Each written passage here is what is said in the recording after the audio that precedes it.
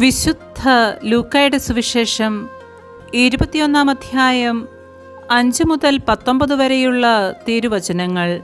ദേവാലയത്തിൻ്റെ നാശത്തെക്കുറിച്ച്. ചില ആളുകൾ ദേവാലയത്തെപ്പറ്റി അത് വിലയേറിയ കല്ലുകളാലും കാണിക്ക വസ്തുക്കളാലും അലങ്കരിക്കപ്പെട്ടിരുന്നല്ലോ എന്ന് പറഞ്ഞു. അവൻ അവരോട് പറഞ്ഞു, നിങ്ങൾ ഈ കാണുന്നവ കല്ലിന്മേൽ കല്ലു ശേഷിക്കാതെ തകർക്കപ്പെടുന്ന സമയം വരുന്നു. അവർ ചോദിച്ചു, ഗുരു, ഇതെപ്പോഴാണ് സംഭവിക്കുക? ഇതെല്ലാം സംഭവിക്കാൻ തുടങ്ങുന്നതിൻ്റെ അടയാളം എന്താണ്? അവൻ പറഞ്ഞു, ആരും നിങ്ങളെ വഴിതെറ്റിക്കാതിരിക്കാൻ സൂക്ഷിച്ചുകൊള്ളുവിൻ. എന്തെന്നാൽ പലരും അവൻ ഞാനാണ് എന്നും സമയം അടുത്തുവെന്നും പറഞ്ഞുകൊണ്ട് എൻ്റെ നാമത്തിൽ വരും. നിങ്ങൾ അവരുടെ പിന്നാലെ പോകരുത്. യുദ്ധങ്ങളെയും കലഹങ്ങളെയും കുറിച്ച് കേൾക്കുമ്പോൾ നിങ്ങൾ ഭയപ്പെടരുത്.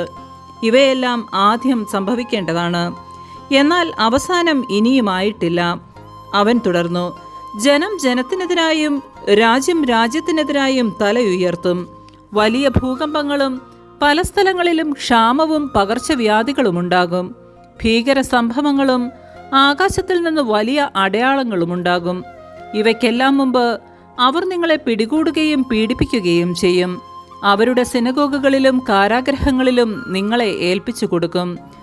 എൻ്റെ നാമത്തെ പ്രതി രാജാക്കന്മാരുടെയും ദേശാധിപതികളുടെയും മുൻപിൽ അവർ നിങ്ങളെ കൊണ്ടു ചെല്ലും. നിങ്ങൾക്ക് ഇത് സാക്ഷ്യം നൽകുന്നതിനുള്ള അവസരമായിരിക്കും.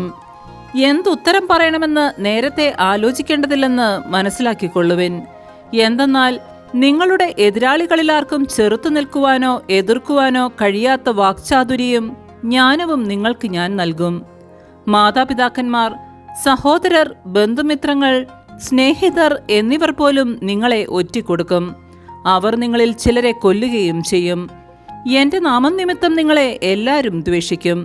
എങ്കിലും നിങ്ങളുടെ ഒരു തലമുടിയിഴ പോലും നശിച്ചു പോവുകയില്ല. പീഡനത്തിലും ഉറച്ചു നിൽക്കുന്നതിലൂടെ നിങ്ങളുടെ ജീവനെ നിങ്ങൾ നേടും. നമ്മുടെ കർത്താവായ മിശിഹായ്ക്ക് സ്തുതി.